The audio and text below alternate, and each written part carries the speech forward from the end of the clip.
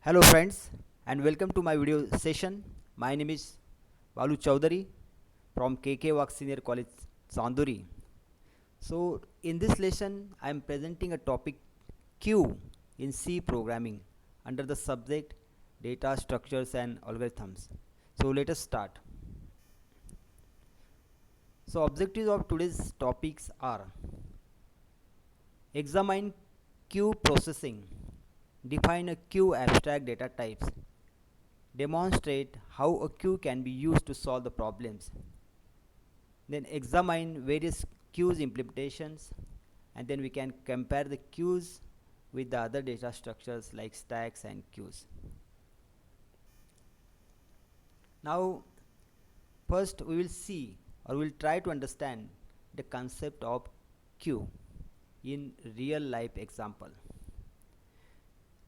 Friends, as you know, queue is an abstract data structures like array, stack, linked list. Queue is a linear data structures which follows a particular order in which the operations are performed. So you can see in this slide the real life example. A queue is like a line of people waiting for a bank teller. The queue has two ends, front and rear. So we'll see in details. Now queue follows the order here, first in first out methodology. That is, the data items are stored. First in the queue will be accessed the first. If, if we make the difference between stack and queue for the operation remove, so in stacks we remove the data items the most recently added, and in queue we remove the data items the least recently added. In another words, we can say a queue element is inserted at one end, it is called a rear or tail, and the elements are removed from the other end is called front or also called head. So this makes the queue as a FIFO data structure, that is first in first out. So now we clear about the queue. So it is having natural property as it works in FIFO manner. So to get more clear, so we are having a good real world example of queue shown over this slide. Here is the queue of people at some counter.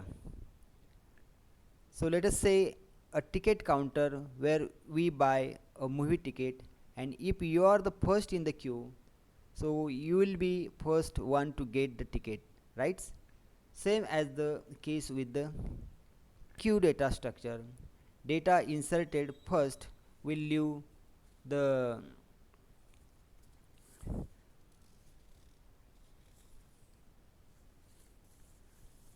leave the first.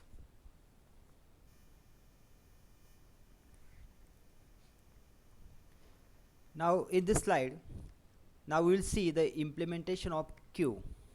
A queue can be implemented using arrays, linked list, pointers, and structures also. So in this slides, I have shown the implementation of queue using array. I have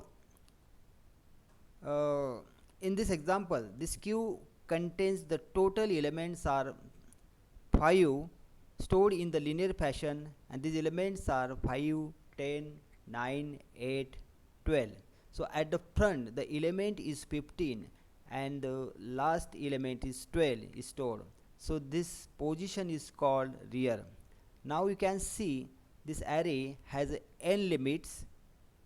So we will consider the array indices from 0 to 4, where the index value 0 is the front and index value 4 is the rear.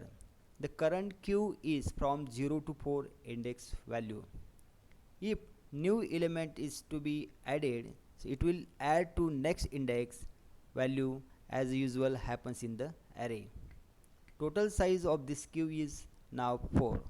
Now when this queue will be functioning, means elements are adding or removing, accordingly the size and the values stored at first last will be changed. Now there are some operations on queue, so we can perform many operations using queue. Now we'll see here some basic operations on queue so that we will get a clear idea how queue works. So for example, the basic operations are add, remove functions. So and there are some other functions which makes the operation more efficient, and these functions are always required, and these are the is full, is empty, peak, where is full function checks if the queue is full, then is empty function checks if the queue is empty, and the peak functions which gets the elements at the front of the queue without removing it.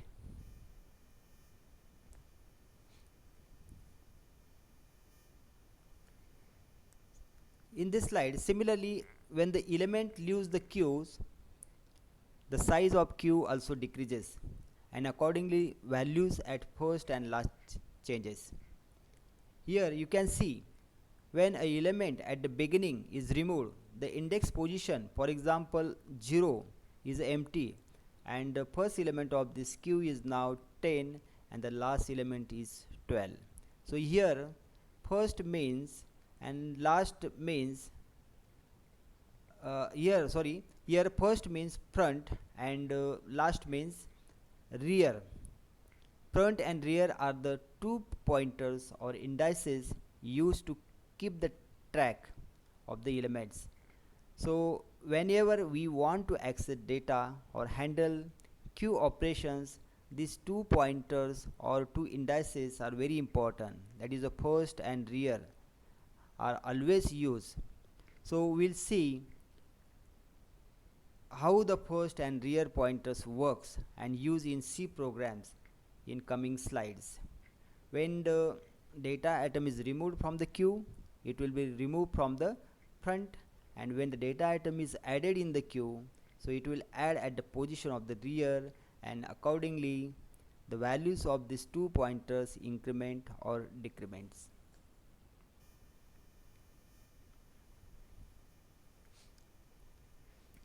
So in this current slide, we can see the insertion procedure in queue.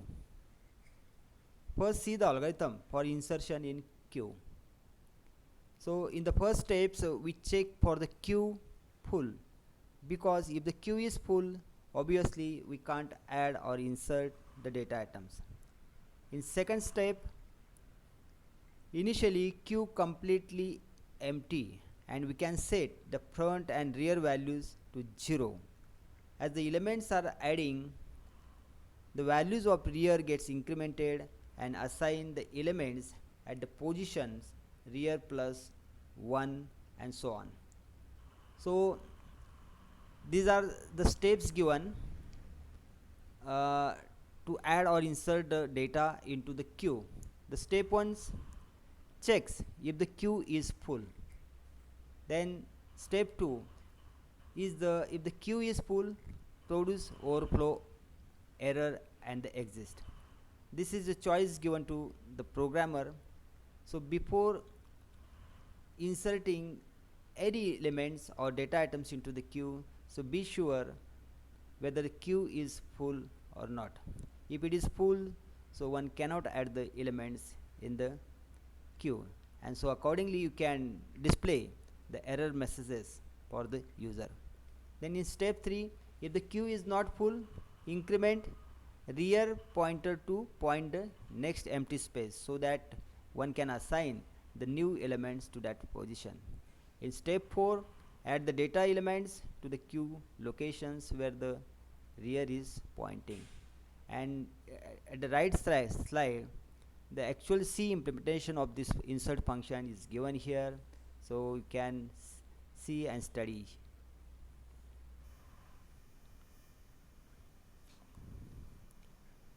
So in this slides, I have tried to show the insertion in queues along with the isFull function. So you can observe here is full function when rear and the last value or the maximum value becomes equals, then rear equal to -1. So in this slides you can see the deletion procedure on Q. Same as in the previous slides, the algorithm is shown over here, and then the steps. So accessing data from the queue is the process of two tasks: access the data where the front is pointing and remove the data after access. The following steps are taken to perform the remove operation. Step 1, check if the queue is empty. Step 2, if the queue is empty, produce the underflow error and exit. Then step 3, if the queue is not empty, access the data where the front is pointing, and in step 4, increment front pointer to point to the next available data elements, and in step 5, return address, return success. So in the right side of this slide, again the C implementation of this remove process is given here. Here one thing is important to remember is that while removing the elements, so ensure that whether the queue is empty or not.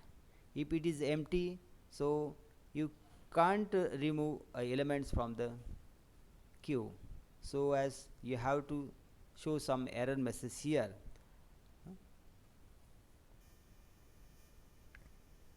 Now in these slides, the complete program is written over here along with the IO operations. So in short, I explain the program here. So this is the program implementation of the queue. Initially we define the size of the max variable to be 50. Then the array called queue array is declared of size max. So there are three functions that are to be declared. And these functions are insert, display, delete. This is simple programs which implement these three functions. So as this is the menu driven program, so in the start the menu driven functions ask the user to enter his choice and call the appropriate functions to perform the task. So there are two pointers. The first is at the front of the queue, and rear is at the back of the queue.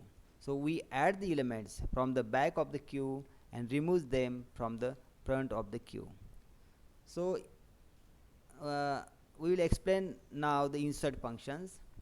So in the insertion part, the first declare an atom which is to be added. The user will enter the atom. Check if the queue is full. If yes, give the overflow message, or else check if the queue is empty. The rear is then incremented by 1, and at the location rear add the new atoms. Similarly, delete the function is implemented, and the another function which displays all the elements of the queue. So you can have a clear idea of these programs when you run and execute this program on the machine.